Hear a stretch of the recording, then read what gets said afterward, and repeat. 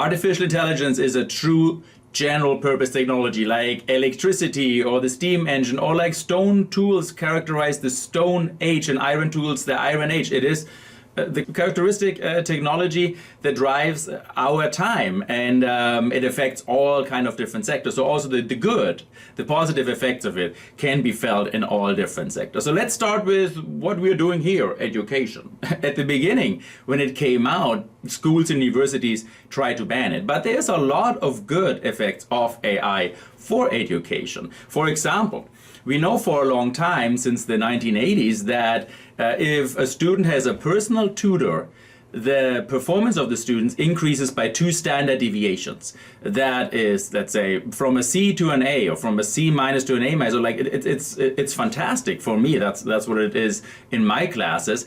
But how many parents can afford a personal tutor for their students, and then one for math, and then one for languages, and one for that's just a lot.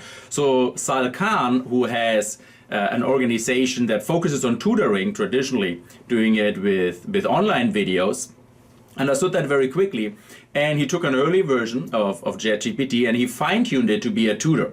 So he fine-tuned it by not telling you the answer, because that's the first thing the student is asking the AI, right? What's the answer? But tweaked it a little bit, took quite a while, looks like this, in order to tell it, like, don't tell it the answer, but he optimized it for what a good tutor does, which Sal Khan certainly knows, one of the best tutors around, and that is to guess what is going on in the head of the student, right? That's what a good tutor does.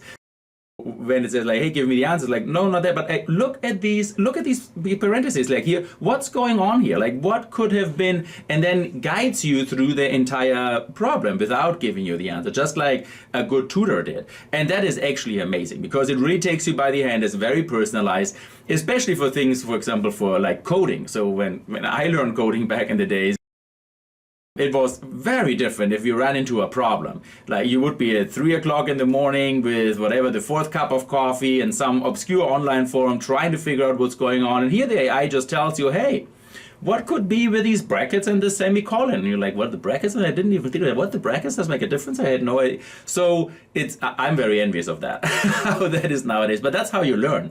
And it's just much like there's no learning into searching an obscure online forum. But that's the particular solution, that the help that I need in order to learn. And from then on, I know that the bracket and the semicolon actually do matter. And not only in these quantitative things like math or like coding, also in qualitative, in the humanities, for example, in history.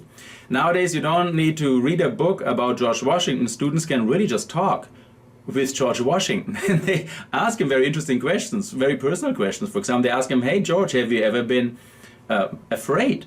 And yes, I read every diary of George Washington, everything that's ever been written of George Washington. And historians say it's very accurate what they're telling about it. Or in literature as well, you can ask Juliet, what is going on? What does she find on this Romeo guy? And students then really can associate with these literature figures and get to know them.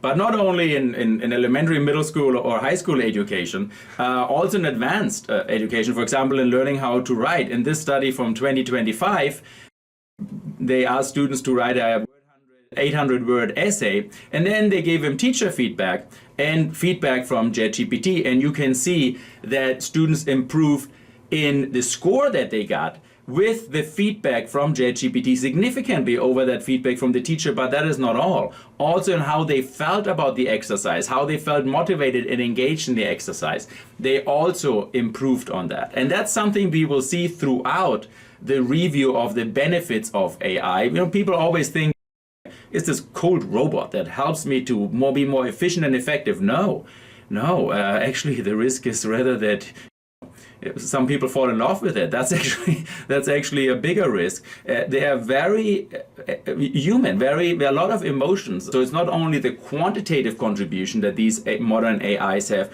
also qualitatively, it makes it easier.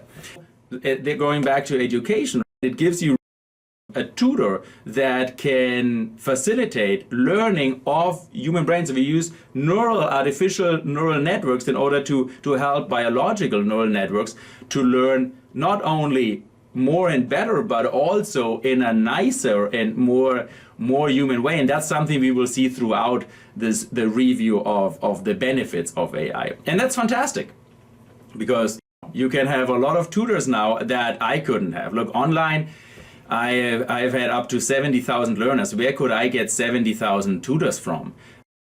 Well, now there's an opportunity to work towards that.